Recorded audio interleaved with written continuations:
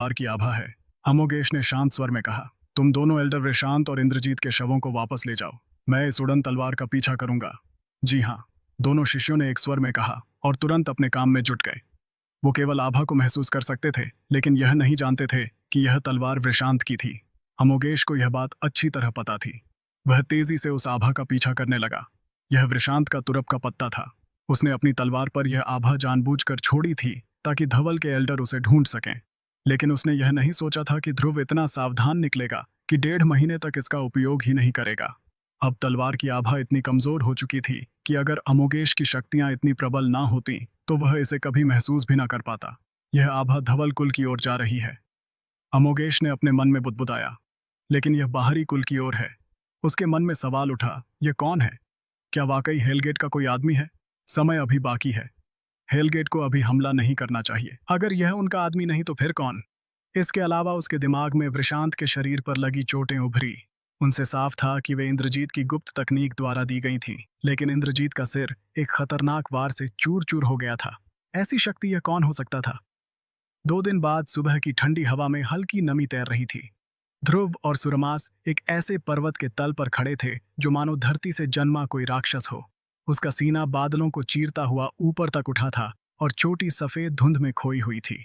सूरमास ने सिर उठाकर देखा और बुदबुदाया, कितना ऊंचा है, जैसे स्वर तक पहुंच रहा हो। लेकिन ध्रुव का चेहरा उदास था।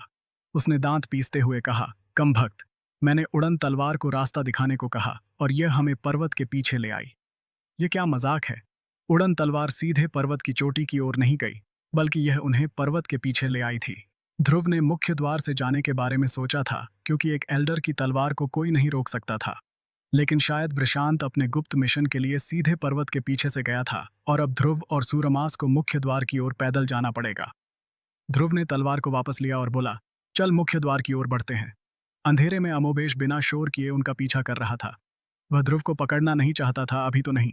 वह जानना चाहता था कि यह लड़का धवल कुल क्यों आया था, उसकी मंशा क्या थी, और सबसे बड़ा सवाल, क्या वह सच में हेलगेट का आदमी था। धवल कुल का सार्वजनिक मैदान हलचल से भरा हुआ था। हवा में उत्साह और बेचैनी का मिश्रण तैर रहा था।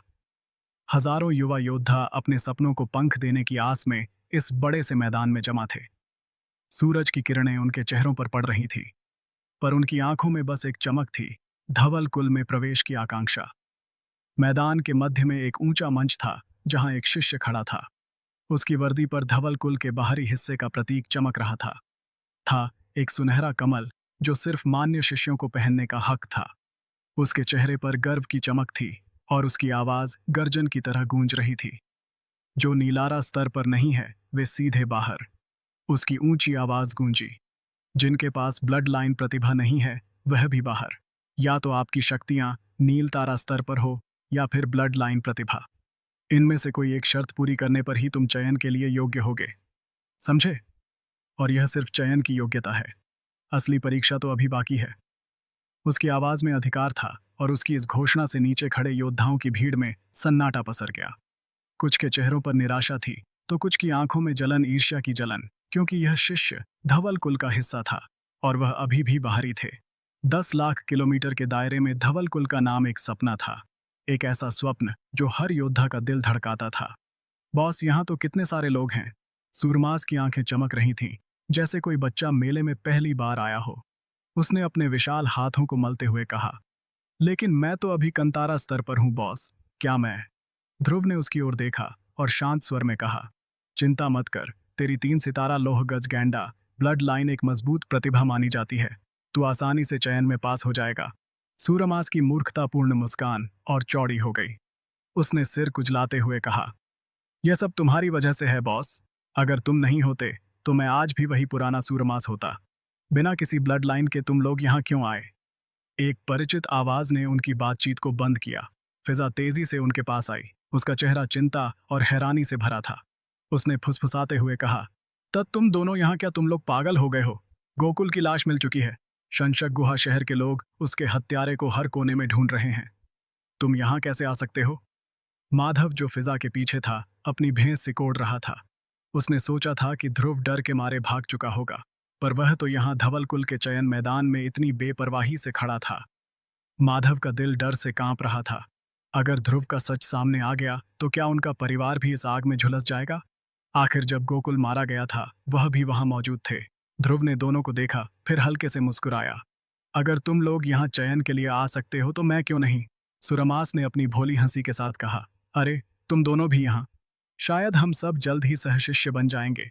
माधव ने आंखें सिकुड़नी और सख्त स्वर में कहा। मैंने तुम्हें पहले ही बता दिया था कि शशक गुहा शहर का धवल कुल में कितना रुतबा है, फिर भी तुम यहाँ आए। अगर गोकुल की मौत का सच सामने आ गया तो तेरी जान को खतरा है। तू चयन में हिस्सा नहीं ले सकता। अभी यहां से चला जा और अपनी जान बचा। ध्रुव ने उसकी ओर देखा और बोला, सबसे खतरनाक जगह सबसे सुरक्षित होती है। लेकिन चिंता मत कर, अगर मेरा पर्दाफाश भी हो गया तो मैं तुम्हें इसमें नहीं फंसाऊंगा। माधव एक पल के लिए अबाक रह गया। फिजा ने धीरे से कहा, मेरे भाई का मतलब यह नहीं है, वह बस तुम्हारी चिंता कर रहा है। ध्रुव ने हल्के से मुस्कुराते हुए कहा, तुम दोनों की चिंता के लिए धन्यवाद, लेकिन मैं जानता हूं कि मैं क्या कर रहा हूं। यह कहकर वो सूरमास को लेकर पंजीकरण की ओर बढ़ गया। पंजीकरण मंच नाम? एक एल्डर ने ठंडे स्वर में पूछा। उसका चेहरा कठोर था, जैसे वह हजारों बार यह सवाल पूछ चुका हो। ध्रुव उसने शांत स्वर में जवाब दिया, शक्ति स्तर नीलतारा लेवल 1। एल्डर ने उसे एक नजर देखा, फिर पूछा, तेरी ब्लड लाइन प्रतिभा क्या है? ध्रुव ने कंधे उचकाए, मुझे नहीं पता। एल्डर की भेड़ी तेरी ब्लड लाइन जागृत नहीं हुई। उसने ध्रुव के नाम के नीचे एक बड़ा एक्स काट दिया और बोला, उधर जा और अपनी ब्लड लाइन का परीक्षण कर। अगला नाम? एल्डर ने फिर पूछा। सूरमास, उसने गर्व से कहा, जैसे उसका नाम ही कोई उपलब्धि हो। शक्ति स्तर कंतारा लेवल 3। ब्लड लाइन प्रतिभा 3 सितारा लोह गज गैंडा ब्लड लाइन। एल्डर की आंखें चमक उठीं। उसने उत्साह से पूछा, 3 सितारा लोह गज गें? पक्का? सूरमास ने अपनी भुजाओं पर जोर लगाया। धम धम धम उसके शरीर पर लोह कवच की एक छाया उभरी, जैसे कोई प्राचीन युद्ध देव प्रकट हो गया हो। उसकी ताकत हवा में गूंज रही थी और आसपास की भीड़ सन्न रह गई। एल्डर का चेहरा खुशी से चमक उठा। बिल्कुल सही, यह वाकई 3 सितारा लो गजगैंडा ब्लड लाइन है। तू सीधे अंतिम चरण की परीक्षा में जा सकता है। उसने सूरमास के नाम के नीचे 3 निशान बनाए, जो उसकी असाधारण संभावना का प्रतीक थे। एक ब्लड लाइन प्रतिभा की वजह से उसे सारे शुरुआती चरणों से छूट मिल गई। यही डार्क वर्ल्ड की सच्चाई थी। यहाँ ब्लड लाइन ही सब कुछ थी। 3 सितारा ब्लड लाइन वाकई एक दुर्लभ खजाना थी, जो किसी को भीड़ से अलग कर सकती थी। फिजा और माधव जो पास ही खड़े थे, अक रह गए। वो देख सकते थे कि यह वही ब्लड लाइन बीस्ट था जिसे ध्रुव ने मारा था, लेकिन उसने इसे सुरमास को दे दिया। क्यों? क्या उसके पास इससे भी मजबूत ब्लड लाइन प्रतिभा थी? फिजा और माधव दोनों नील तारा लेवल 2 पर थे और चयन के लिए योग्य थे। वे भी ब्लड लाइन परीक्षण की ओर बढ़े। सूरमास ने उदास आवाज में कहा, बॉस, तेरी ब्लड लाइन तो अभी जागृत भी नहीं हुई और तूने मुझे इतनी कीमती लो गजगैंडा ब्लड लाइन दे दी। मैं ध्रुव ने उसकी बात काटते हुए कहा, ज्यादा मत सोच, यह ब्लड लाइन तेरे लिए सबसे उपयुक्त थी। और यह तो बस एक साधारण ब्लड लाइन है। मेरे पास तेरे लिए इससे भी शानदार चीज है। ब्लड लाइन परीक्षण मंच। परीक्षण मंच पर एक काला पत्थर रखा था, जो धवल कुल की स्थापना के वक्त से मौजूद था। यह पत्थर हजारों सालों से योद्धाओं के खून की बूंदों को सोख कर बताता हुआ आ रहा था कि उनमें कैसी ब्लड लाइन प्रतिभा है। इस पर खून की एक बूंद डालो। पत्थर के पास खड़े एक शिष्य ने आदेश दिया। एक के बाद एक योद्धा आगे बढ़े। ब्लड लाइन प्रतिभा कोई नहीं, ब्लड लाइन प्रतिभा कोई नहीं, एक सितारा ब्लड लाइन। जैसे ही खून की बूंद काले पत्थर पर टपकती, वो उसे सोख लेता और ब्लड लाइन का स्तर चमक कर प्रकट होता। मगर ज्यादातर योद्धाओं के पास कोई ब्लड लाइन नहीं थी, और जिनके पास थी वह निम्न स्तर की थी। ध्रुव की बारी आई। उसने पत्थर को देखा और उसकी आंखें अचानक से चमक उठीं। कमभक्त, ये तो सर्वोच्च खजाना है, उसने मन ही मन सोचा। काला पत्थर हल्की सुनहरी रोशनी से चमक रहा था। हजारों सालों तक खून के सार को सोखने के बाद यह पत्थर लगभग आत्मिक खजाना बन चुका था। अगर इतनी ज्यादा मात्रा में खून के सार को ध्रुव सोख लेता तो उसकी शक्ति अकल्पनीय हो सकती थी। तू क्या दिवा स्वप्न देख रहा है? खून की बूंद डाल, शिष्य ने अधीर होकर कहा। ध्रुव ने अपनी लार नीली और शांत हो गया। उसने उंगली से एक बूंद खून निकाला और पत्थर पर टपकाया। खून पत्थर में समा गया। आधे सेकंड बाद पत्थर ने कोई प्रतिक्रिया नहीं दी। ब्लड लाइन प्रतिभा कोई नहीं, शिष्य ने ठंडे स्वर में कहा। अगला ध्रुव की भौहें सिकुड़ी। मेरे पास तो कर्सर ब्लड लाइन है, फिर यह क्यों नहीं दिखी? क्या इसका स्तर इतना निम्न है कि पत्थर इसे पकड़ नहीं पाया, या कुछ और है?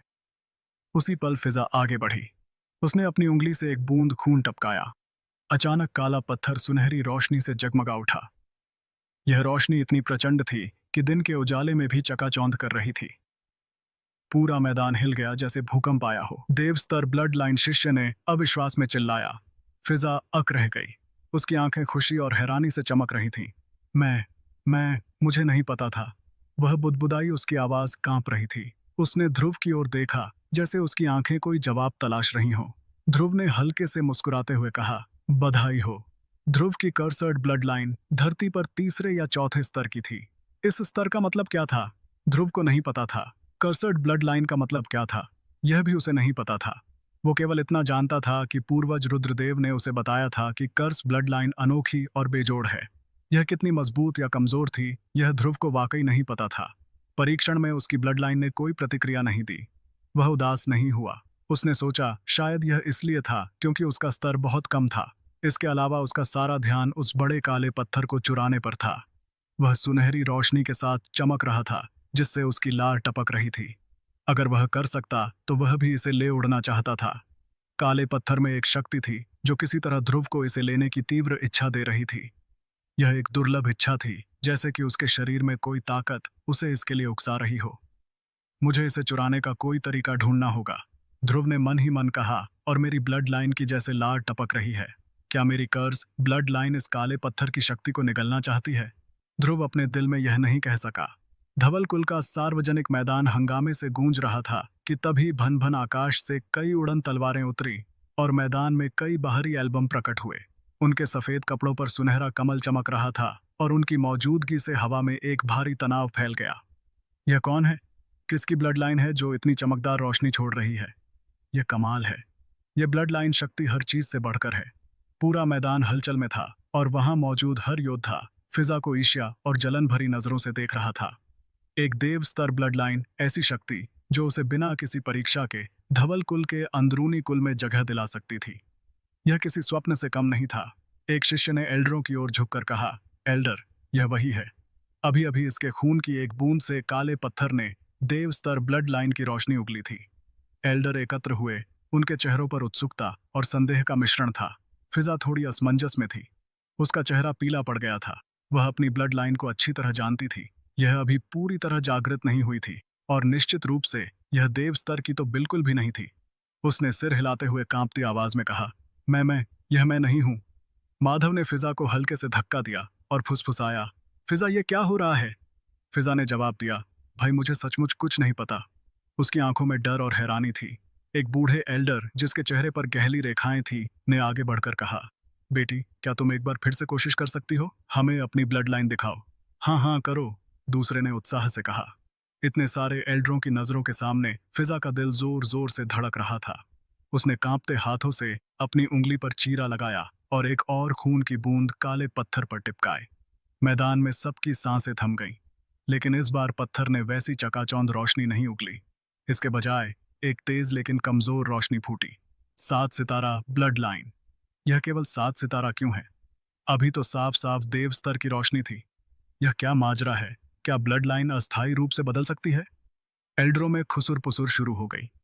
7 सितारा ब्लड लाइन अपने आप में दुर्लभ, पर देव स्तर की तुलना में यह कई स्तर नीचे थी। उनकी उम्मीदें आसमान छू रही थीं और अब वे असंतुष्ट थे। एक एल्डर ने विचारशील स्वर में कहा, क्या ऐसा हो सकता है कि अभी उसकी ब्लड लाइन पूरी तरह से जागृत नहीं हुई? इसी वजह से कभी शक्तिशाली कभी कमजोर रोशनी फूट रही है। संभव तो है, दूसरा बोला। वह तीव्र रोशनी निश्चित रूप से देव स्तर की थी। इसमें कोई गलती नहीं। क्यों न हम उसे अंदरूनी कुल में ले जाएं? तीसरे ने सुझाव दिया, कुलपति को फैसला करने दें। हाँ, यही एकमात्र रास्ता है। चौथे ने सहमति जताई। चर्चा का नतीजा निकल चुका था। इसके बाद फिजा को बोलने का मौका भी नहीं मिला और कुछ एल्डर उसे तुरंत अंदरूनी कुल की ओर ले गए। अगर सब कुछ ठीक रहा तो उसे परीक्षा देने की जरूरत नहीं पड़ेगी। वह सीधे अंदरूनी कुल की शिष्य बन सकती थी। यह किसी सामान्य योद्धा के लिए स्वर्ग में उड़ने जैसा था। भीड़ में जलन भरी बातें शुरू हो गईं। हाय, इतनी अच्छी किस्मत! सीधे अंदरूनी शिष्य बनने से 3 से 5 साल की मेहनत बच जाएगी। अब वो आकाश में होगी और हम धरती पर। काश यह मैं होता तू अपनी उस रियल ब्लड लाइन के साथ सपने देखना बंद कर। वो चांदेल परिवार से लगती है। शंशक गुहा शहर का चांदेल परिवार। भीड़ में देवस्तर ब्लड लाइन की चर्चा जोरों पर थी। कुछ मिनट बाद ब्लड लाइन परीक्षण फिर से शुरू हुआ। माधव की बारी आई। उसकी ब्लड लाइन 4 सितारा थी, न ज्यादा शक्तिशाली न बहुत कमजोर, लेकिन उसके चेहरे पर उत्साह था। फिजा की वजह से चांदेल परिवार का नाम अब ऊंचा जो होने वाला था। सूरमास ने धीरे से ध्रुव से पूछा, बॉस, क्या ब्लड लाइन सच में अस्थायी रूप से बदल सकती है? ध्रुव ने कंधे उचकाए। कौन जानता है, इस दुनिया में अनगिनत संभावनाएं हैं। सूरमास ने सपने देखते हुए कहा, देवस्त्र ब्लड लाइन काश मेरे पास भी होती। मैं सीधे अंदरूनी शिष्य बन जाता और उन घमंडी शिष्यों को धूल चटा देता। ध्रुव ने हल्के से मुस्कुराया और मन ही मन सोचा, जल्दी ही तेरे पास भी होगी। सूरमास की लोगज गैंडा ब्लड लाइन के साथ संगततापूर्ण थी। वो इसे बार बार सक्रिय कर रहा था और हर बार उसकी शक्ति बढ़ रही थी। यह महिषासुर ब्लड लाइन के साथ सम्मलन के लिए एक मजबूत आधार था। ध्रुव को यकीन था कि जब सूरमास महिषासुर ब्लड लाइन को आत्मसात करेगा तो धवल कुल में हलचल मच जाएगी। 4 घंटे बाद प्रारंभिक चयन खत्म हुआ। हजारों योद्धाओं में से केवल 1/3 ही अगले चरण के लिए चुने गए। एक बुजुर्ग एल्डर ने ऊंची और गहरी आवाज में घोषणा की, अगला चरण शुरू होता है। यह 60 प्रतियोगिताएं में बनता है। हारने वाला बाहर, जीतने वाला आगे। याद रखो, किसी को जानबूझकर चोट ना पहुंचाना। धवल कुल इस साल सिर्फ 2000 शिष्यों को चुनेगा, यानी तुम्हें शीर्ष 2000 में जगह बनानी होगी। अपनी पूरी ताकत दिखाओ। यहां तक कि अगर कोई सभी प्रतियोगिताएं पास कर ले तो भी वह केवल बाहरी कुल का शिष्य बनेगा। अंदरूनी कुल में प्रवेश का एकमात्र रास्ता था अंदरूनी शिष्य बनना। अंदरूनी कुल का मुख्य हॉल शांत था, लेकिन हवा में तनाव तैर रहा था। क्रिस्टल की रोशनी में शयार का चेहरा गंभीर था। तुम कह रहे हो कि तुमने एल्डर ईशांत की उड़न तलवार की आभा महसूस की? शयार ने भौहें सिकोड़ते हुए पूछा। अमोगेश ने सिर हिलाया। हाँ कुलपति, मैंने महसूस किया कि वे चयन मैदान में दाखिल हो चुके हैं। उसके दिमाग में ध्रुव और सूरमास की छवियां उभरी, पर उसने यह बात तुरंत जाहिर नहीं की। वो अभी भी उनके मकसद को समझने की कोशिश कर रहा था। तो फिर इंतजार किस बात का?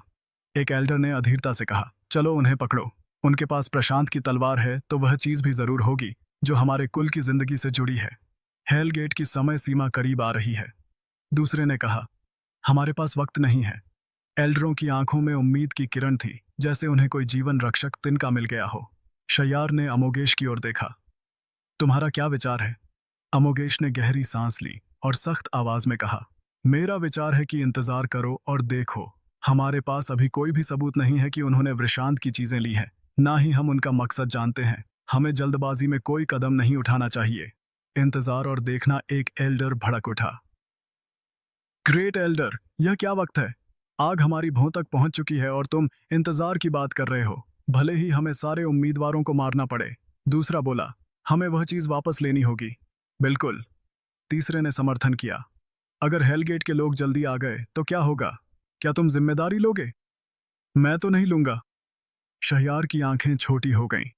उन्होंने ठंडी लेकिन सख्त आवाज में कहा, बस हम जल्दबाजी में कोई गलती नहीं करेंगे। अमोगेश सही कह रहा है।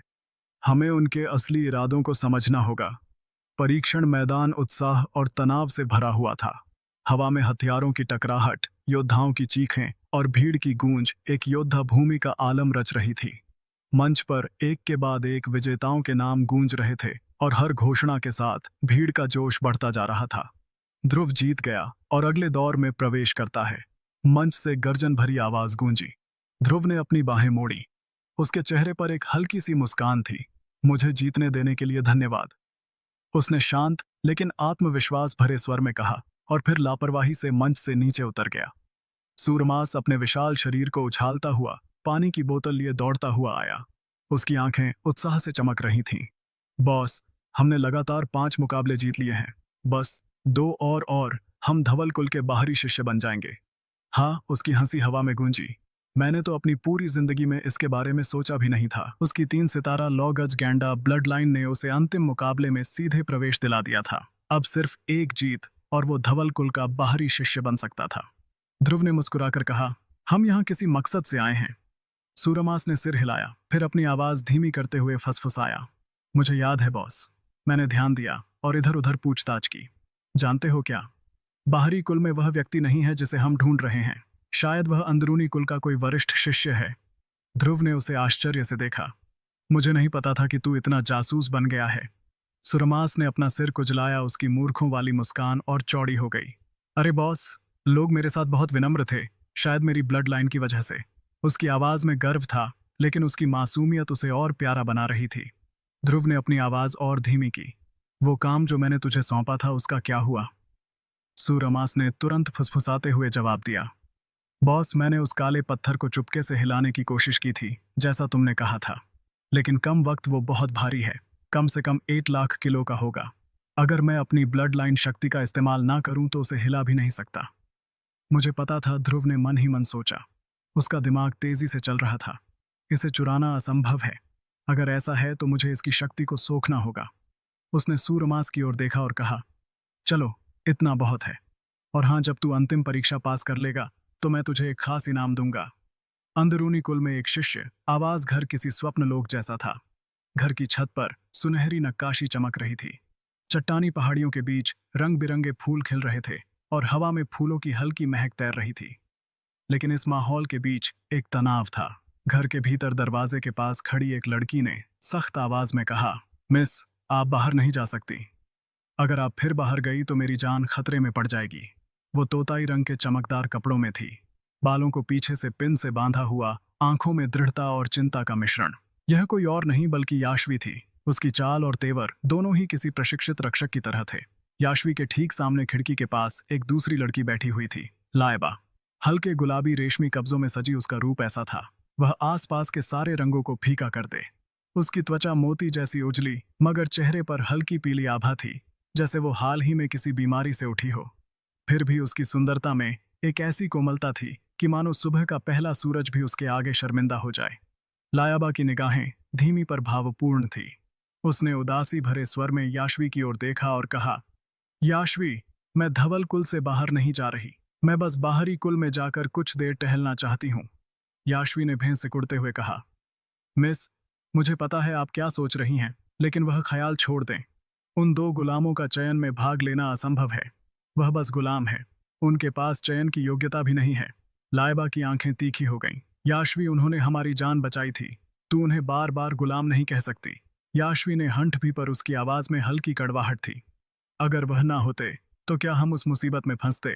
और जंगल में वह दोनों हमें छोड़कर भाग गए और कहा कि वह आपके लिए स्वर्गीय नियति पिल ढूंढने जा रहे हैं। उनके जैसे लोग भला इसे कैसे पा सकते हैं? मिस, आप दोनों एक दुनिया के नहीं हैं। याशवी सच छिपा रही थी। वह लायबा का भला चाहती थी। वह नहीं चाहती थी कि लायबा का ध्रुव जैसे नीच गुलाम से कोई लेना देना हो। इससे उसकी पहचान और इवेश का गुस्सा दोनों दांव पर लग सकते थे। लायबा का चेहरा और उदास हो गया। उसने बुदबुदाते हुए कहा, वह मुझसे झूठ नहीं बोलेगा। उसकी आंखों में कोई धोखा नहीं था। मैंने देखा, तभी आंगन में 4 लोग घुसे। इवेश, जिसके चेहरे पर गर्व भरी मुस्कान थी, आगे बढ़ा। गुलाम इस दुनिया की सबसे नीच चीजें हैं, उसने ठंडे स्वर में कहा। जिंदा रहने के लिए वह कुछ भी करेंगे। तुम उस वक्त बस धोखा खा गई थी। लायबा की आंखें हिली। इवेश, तुम, उसने कहा, उसकी आवाज में कृतज्ञता थी। इवेश ने उसकी जिंदगी बचाई थी। अगर वह वक्त पर स्वर्गीय नियति पिल ना लाता तो लायबा आज जिंदा ना होती। इवेश ने हल्के से मुस्कुराया और बहुत खुश था। लायबा की वजह से वह बहुत बदल गया था। कम से कम पिछले समय की तुलना में बहुत बेहतर था। उसने कहा, लायबा, क्या तुम बाहरी कुल में जाकर टहलना चाहती हो? लायबा की आंखें चमक उठीं। क्या तुम मुझे वहां ले जा सकते हो? इवेश ने गर्व से सिर उठाया। धवल कुल में ऐसा कुछ भी नहीं जो मैं ना कर सकूं।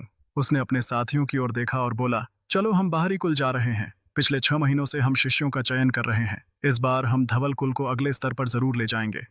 उसने आगे कहा, सुना है एक देव स्तर ब्लड लाइन वाली लड़की उभरी है। इस साल की प्रतियोगिता रोमांचक होगी। चलो, अंतिम परीक्षा शुरू होने वाली है। देर हो गई तो हम इसे देख नहीं पाएंगे। इवेश और उसके साथी सभी 18 शहरों से सबसे उच्च प्रतिभाशाली योद्धाओं की खोज कर रहे थे। उनके चुने हुए योद्धा वास्तव में असाधारण थे। हर एक के पास शक्तिशाली ब्लड लाइन और उच्च स्तरीय शक्तियां थीं। इन योद्धाओं को कोई प्रारंभिक परीक्षा नहीं देनी थी। वे सीधे अंतिम परीक्षा में प्रवेश कर सकते थे।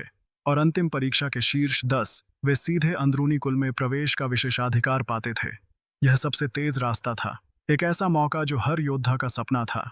बाहरी कुल परीक्षण मैदान धम। एक जोरदार धमाके के साथ सूरमास ने अपने प्रतिद्वंदी को हवा में उड़ा दिया। उसका शरीर लोहगज गैंडा ब्लड लाइन की शक्ति से चमक रहा था, जैसे कोई प्राचीन युद्ध देव मूर्ति जीवित हो उठी हो। सूरमास जीत गया। मंच से आवाज गूंजी।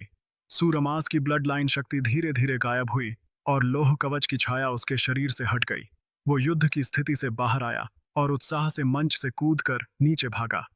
हाँ हाँ बॉस, मैं जीत गया। उसने ध्रुव को देखते हुए चिल्लाया। मैं अब धवल कुल का शिष्य हूँ। उसने आकाश की ओर देखा। उसकी आंखों में आंसू चमक रहे थे। माँ, क्या तुमने देखा? मैं अब धवल कुल का शिष्य हूँ। उसकी आवाज में गर्व और भावुकता थी। वह पहले कभी इतना उत्साहित नहीं हुआ था। ध्रुव ने उसे देखा और उसका अपना दिल भी धड़क उठा। माँ, तुम कहाँ हो? उसने मन ही मन सोचा। तभी मंच से एक और घोषणा गूंजी। माधव जीत गया और अगले दौर में प्रवेश करता है। मैदान में आवाजें गूंज रही थीं। 2000 स्थानों को धीरे धीरे भरा जा रहा था।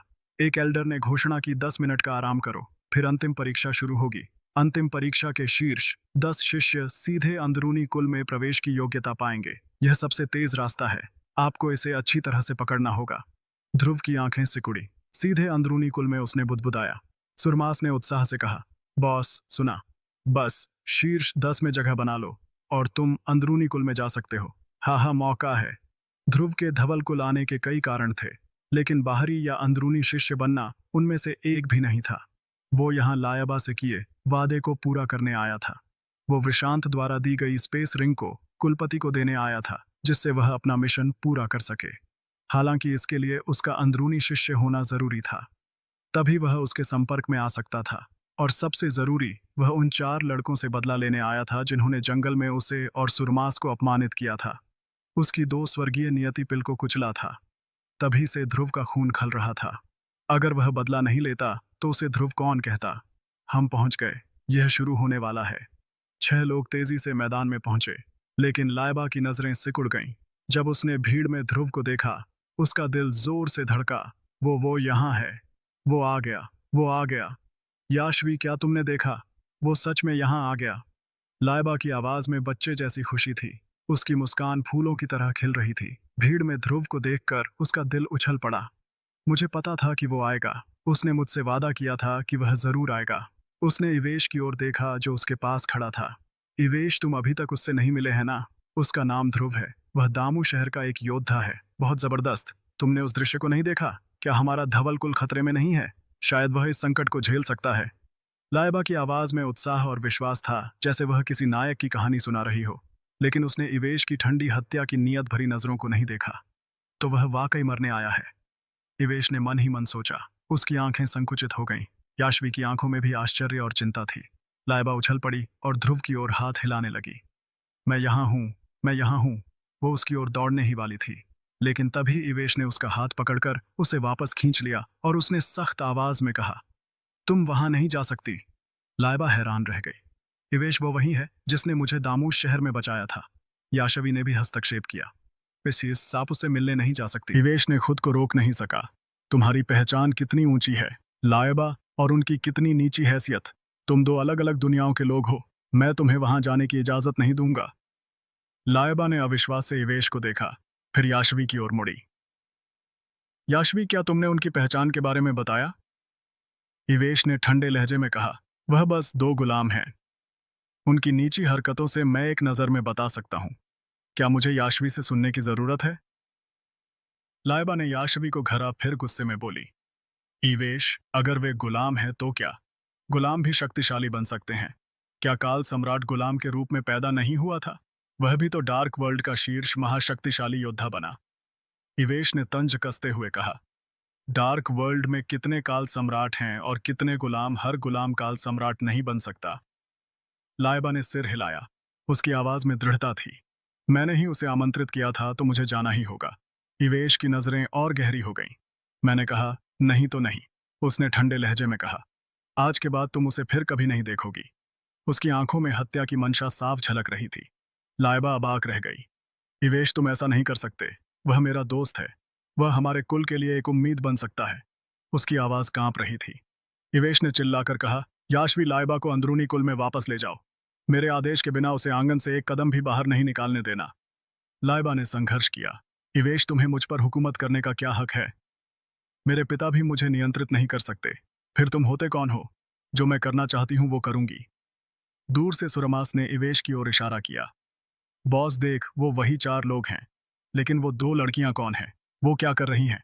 ध्रुव ने उस दिशा में देखा। 100 मीटर की दूरी पर इवेश की नजरें उससे टकराईं। हवा में एक ठंडा तनाव फैल गया। इवेश की आंखों में हत्या की मंशा भड़क उठी। तू नीच गुलाम, पिछली बार मैंने तेरी जान बख्श दी थी तो शुक्र मनाने की बजाय तू यहाँ चला आया। लेकिन कोई बात नहीं, मैं तुझे इस बार इतनी बुरी तरह कुचलूंगा कि अगले जन्म में भी मुझे याद करेगा। लायाबा का संघर्ष बढ़ता गया। उसका गुस्सा अब चीख में बदल गया। ध्रुव जल्दी भाग, जल्दी यहाँ से चला जा। उसकी आवाज मैदान में गूंजी। सूरमास ने अपने कान खड़े किए। बॉस, वो लड़की तुम्हारा नाम पुकार रही है। उसे तुम्हारा नाम कैसे पता? वो तुम्हें भागने के लिए क्यों कह रही है? भागना? सूरमास ने दबंग अंदाज में कहा। क्या वो लड़की पागल है? हम अब धवल कुल के शिष्य हैं। कौन हमें छूने की हिम्मत करेगा? लेकिन ध्रुव की ठंडी आंखों को देखकर सूरमास को कुछ एहसास हुआ। पिछली बार पहाड़ी पर इन चारों ने अपनी हद पार कर दी थी। कम वक्त यह इस बार फिर से उसका चेहरा गुस्से से लाल हो गया। लाइबा धीरे धीरे याशवी के साथ वहां से गायब हो गई। अयन ने धीमी आवाज में पूछा, बड़े भाई, क्या हमें बाहरी कुल को सूचित करना चाहिए? इवेश ने ठंडे लहजे में कहा, क्या सूचित करना? उनकी कब्र खुद ही खुद जाएगी। जब उनकी गुलाम पहचान उजागर हो जाएगी, वह अपनी योग्यता खो देंगे। इतनी परेशानी की क्या जरूरत? इसके अलावा दामूश शहर उसकी वजह से गड़बड़ में है। इस मामले की जिम्मेदारी से वह बच नहीं सकता। इनमें से कोई भी समस्या ध्रुव को यहाँ रोक सकती थी। यह उसे परीक्षा जारी रखने की योग्यता खोने के लिए मजबूर कर सकता था, और इससे भी ज्यादा वह धवल कुल का शिष्य नहीं बन सकता था। इवेश ने ठंडे लहजे में हंसा। अगर उसे खेलना पसंद है तो हम उसके साथ खेलेंगे। देखते हैं कौन किसे हरा सकता है। किसी को तब मारने में कोई मजा नहीं जब वह पहले से ही निचले पायदान पर हो। उसे सबसे ऊंचे पायदान पर पहुंचने देना चाहिए और फिर जोर से नीचे पटक देना चाहिए ताकि वह फिर से सबसे निचले पायदान पर गिरे। तभी मजा आता है। नीच गुलाम, मैं देखना चाहता हूं कि तू कितना ऊंचा चढ़ सकता है। इवेश और उसके साथियों के अलावा कई अन्य लोग भी चयन देखने आए थे। अमोगेश भी वहां मौजूद था। उसकी नजरें गहरी और विचारशील थीं। कई अंदरूनी एल्डर भी पहुंच चुके थे, लेकिन उनका मकसद अलग था। वे वृषांत की उड़न तलवार की आभा की तलाश में थे। लेकिन किसी को यह नहीं पता था कि शहयार ने अपने शाही सैनिकों को धवल कुल के सभी निकासों पर तैनात कर दिया था। कोई भी आसानी से बाहर नहीं निकल सकता था। उस चीज के लिए, धवल कुल की जिंदगी और हेल गेट के हमलों से बचने के लिए। 10 मिनट का आराम समय खत्म हो गया। बुजुर्ग मंच पर आया। उसकी आवाज मैदान में गूंजी। अब तुम धवल कुल के बाहरी शिष्य हो। अगर तुम उच्चतर इनाम पाना चाहते हो और अंदरूनी कुल का शिष्य बनना चाहते हो तो अपनी पूरी ताकत दिखाओ। याद रखो, पूरी ताकत। अंतिम परीक्षा शुरू। मैदान में उत्साह की लहर दौड़ गई। इसके बाद दर्जनों मंचों पर एक साथ मुकाबले शुरू हुए। जीतने वाला आगे बढ़ता, हारने वाला बाहर। सुरमास ने अपनी मुट्ठियां कसकर भींची। बॉस, मैं बहुत उत्साहित हूं। ध्रुव ने हल्के से मुस्कुराया। ध्यान से रहना। अगर तुझे कोई ऐसा प्रतिद्वंदी मिले जिसे तू हरा ना सके तो बस हार मान लेना और आत्मसमर्पण कर देना। इस दुनिया में तेरी जान से ज्यादा कीमती कुछ नहीं है। सूरमास एक पल के लिए अबाक रह गया। फिर उसने सिर हिलाया। समझ गया बॉस। ध्रुव बनाम नरेश। 2 मिनट आगा। 2 मिनट बाद ध्रुव जीत गया और अगले दौर में प्रवेश करता है। सूरमास जीत गया और अगले दौर में प्रवेश करता है। लगातार 3 दौर के बाद ध्रुव ने प्रत्येक प्रतियोगिता को इतनी आसानी से जीत लिया जैसे वह कोई बच्चों का खेल खेल रहा हो। उसकी हर चाल में एक अजीब सी शांति थी, जैसे वह सब कुछ पहले से जानता हो। दूर से इवेश ने ठंडे लहजे में हंसा। कुत्ते, देखते हैं तू कितना ऊंचा चढ़ सकता है। तभी एयन आया और फुसफुसाया। बड़े भाई, मैंने आपके कहे अनुसार उन्हें बता दिया है। जैसे ही वे उन दोनों गुलामों से मिलेंगे, उन्हें मौत से भी बदतर हालत में छोड़ देंगे। इवेश ने आत्मसंतुष्टि से हंसा। कुत्ते, यह मेरा इलाका है। मैं तुझे जैसा चाहूंगा वैसे खेलकर मार डालूंगा। अंतिम परीक्षा के 6 दौर खत्म हो चुके थे और 7वां दौर बस शुरू होने वाला था। यह वो दौर था जो शीर्ष 10 में जगह बनाकर अंदरूनी कुल का रास्ता खोल सकता था। हर कोई जोश से उबल रहा था और हवा में तनाव इतना गहरा था कि उसे चाकू से काटा जा सकता था। 7वां दौर, पहली लड़ाई। सूरमास बनाम प्रवीण। दोनों योद्धा कृपया मंच पर आए। एल्डर की गूंजती आवाज ने मैदान को सन्नाटे में डुबो दिया। सूरमास का शरीर घावों से भरा था। यहां तक पहुंचना उसके लिए बहुत ज्यादा मुश्किल था, क्योंकि उसकी शक्तियां बस कंतारा के तीसरे लेवल पर थीं। वह 7वें दौर के योद्धाओं में सबसे कमजोर था। फिर भी उसकी आंखों में एक अटल जिद थी। वो जानता था कि यह उसका आखिरी मौका है। उसका सपना बहुत साधारण था, अंदरूनी कुल में प्रवेश करना, ध्रुव के साथ कंधे से कंधा मिलाकर चलना और उसकी मां को गर्व महसूस कराना। वो अपने दिल में स्पष्ट था, ध्रुव निश्चित रूप से शीर्ष 10 में जगह बनाएगा। अगर उसे ध्रुव का साथ देना था तो उसे अपनी पूरी ताकत झोंकनी होगी। प्रवीण मंच पर कूदा। उसकी आंखों में तिरस्कार था क्योंकि उसका मुकाबला कंतारा के तीसरे लेवल के कचरे से था। उसने सुरमास को देखा और मन ही मन सोचा, इवेश भाई का काम मैं जरूर पूरा करूंगा। यह बड़ा सा कचरा जिसके पास सिर्फ ताकत है मेरे लिए कुछ भी नहीं। बड़े आदमी जल्दी आ और मरने की तैयारी कर, प्रवीण ने तंज कसते हुए कहा। सूरमास धीरे धीरे मंच पर चढ़ा और हाथ जोड़कर बोला, शिष्य सूरमास। लेकिन उसका वाक्य पूरा होने से पहले ही प्रवीण ने हमला कर दिया। उसकी रफ्तार तेज थी और उसने एक जोरदार लात मारी। धम सूरमास बिल्कुल तैयार नहीं था। प्रवीण की लात ने उसे सीधे मंच के किनारे तक उड़ा दिया। वह जमीन पर गिरा, उसका शरीर लगभग मंच से बाहर लटक रहा था। एक ऐसा कचरा जो एक झटके को भी नहीं झेल सकता। प्रवीण जोर से हंसा। उसने सूरमास की ओर उंगली हिलाई। मूर्ख सुअर, फिर से आ। सूरमास का चेहरा गुस्से से लाल हो गया। निर्णायक ने अभी मुकाबला शुरू करने का आदेश भी नहीं दिया। क्या तू इतना नीच है? प्रवीण ने और जोर से हंसा। तेरी माँ ने अभी शुरू करने को नहीं कहा, मेरी माँ को गाली दी। सुलमा, उसका गुस्सा ज्वालामुखी की तरह फट पड़ा। उसकी माँ उसके लिए सबसे पवित्र थी। कोई उसे अपमानित नहीं कर सकता था। प्रवीण के मुंह के कोने ऊपर उठे तो क्या हुआ? अगर मैंने तेरी माँ को गाली दी, अगर तेरी माँ यहाँ होती तो मैं उसे उसके वाक्य को पूरा होने का मौका नहीं मिला। सूरमास के शरीर में लोह गज गैंडा ब्लड लाइन की शक्ति फट पड़ी। एक मोटी चमकदार कवच की परत ने उसके शरीर को ढक लिया, जैसे वह कोई प्राचीन युद्ध देव हो। उसका शरीर एक बेकाबू जंगली सांड की तरह हो गया। उसके कदम गरज की तरह गूंजे जब वह प्रवीण की ओर बढ़ा। धम धम। प्रवीण ने सूरमास को शुरू से ही गंभीरता से नहीं लिया था। प्रतिभाशाली ब्लड लाइन होने से क्या यह कचरा है? लेकिन जब सूरमास की आकृति अचानक गायब हो गई तो प्रवीण के दिल में एक ठंडक दौड़ गई। उसके प्रतिक्रिया करने से पहले एक विशाल शरीर आकाश से नीचे आ गिरा। यह जैसे पहाड़ का ढहना था। सूरमा सीधे प्रवीण के पेट पर बैठ गया। उसकी मुट्ठियां, जो गैंडे के सींगों की तरह थीं, जोर से नीचे मारी। मेरी माँ को गाली दी, तेरी इतनी हिम्मत कैसे हुई? उसके घातक घूंसे बार बार प्रवीण के चेहरे पर पड़े। पहले घूंसे ने प्रवीण का सिर फोड़ दिया, जिससे उसे चक्कर आ गया। अगले कुछ घूंसों ने उसे पूरी तरह बेहोश कर दिया। सूरमास की ताकत उसकी ब्लड लाइन की वजह से नहीं थी, यह उसकी शक्ति थी। वो एक स्टार क्रिस्टल की सारी ऊर्जा को सोख सकता था और उसे ताकत में बदल सकता था। इसी तरह वो लोग असगैंडा ब्लड लाइन की सारी ऊर्जा को भी ताकत में बदल सकता था। वो बस इतना ही भोला और मूर्ख था। वह ताकत में विश्वास करता था। फिर से मेरी माँ को गाली दे, फिर गाली दे, अगर हिम्मत है तो फिर गाली दे। सूरमास के घूंसे रुके नहीं। अंत में प्रवीण का सिर मंच से बाहर उड़ गया। वह मर चुका था, लेकिन सूरमास रुका नहीं। उसने प्रवीण के पैर पकड़े और उसे बार बार जमीन पर पटका, जैसे धोबी कपड़े धोता है। मंच खून और मांस के मलबे से भर गया। सूरमास का पूरा शरीर खून से सना था। वो प्रवीण के आधे बचे शरीर को देखकर चिल्लाया, फिर गाली दे। पूरा रंगमंच सन्नाटे में डूब गया। सभी की आंखों में दर्द था। क्या यह सच में कंतारा के तीसरे लेवल की शक्ति थी? यह तो एक बेकाबू राक्षस था। कई लोगों के चेहरे पीले पड़ गए। इवेश ने अपनी आंखें सिकुड़ी और ठंडे लहजे में बुदबुदाया, बेकार कचरा। सूरमास मंच से नीचे उतरा और ध्रुव के पास खड़ा हो गया। उसने आकाश की ओर देखा और बुदबुदाया, माँ, अगर कोई फिर से तुम्हें गाली देगा तो मैं उसे मार डालूंगा। ध्रुव ने उसे देखा और हल्के से मुस्कुराया। बहुत अच्छे। मैदान में हंगामा मच गया। हे भगवान, उसके पास कैसी ताकत है! अब उसकी माँ को गाली नहीं दे सकते। यह उसका निषिद्ध क्षेत्र है। वो पागल हो जाएगा। यह आदमी सचमुच पागल होने पर अपनी जान की परवाह नहीं करता। बहुत डरावना। भीड़ में खुसुर पुसुर होने लगी। अगर शक्तियों के आधार पर मुकाबला होता तो सूरमास शायद प्रवीण से हार जाता, पर प्रवीण ने उसकी माँ को अपमानित करके उसका गुस्सा भड़का दिया, और एक जंगली सांड को मौका देना यानी अपनी मौत को न्योता देना।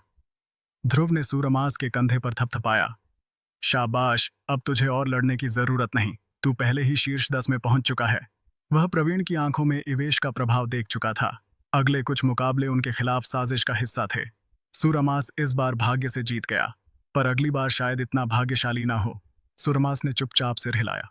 तो व्यूअर्स, आपको को क्या लगता है क्या होगा इस कहानी में आगे? यह जानने के लिए सुनते रहिए सुपर योद्धा सीजन 3 हिमांशु के अगले चैप्टर, सिर्फ और सिर्फ हमारे चैनल सुपर योद्धा सीजन 3 हिमांशु पर। और हाँ, अगर चैप्टर पसंद आया हो तो लाइक और कमेंट जरूर कर देना।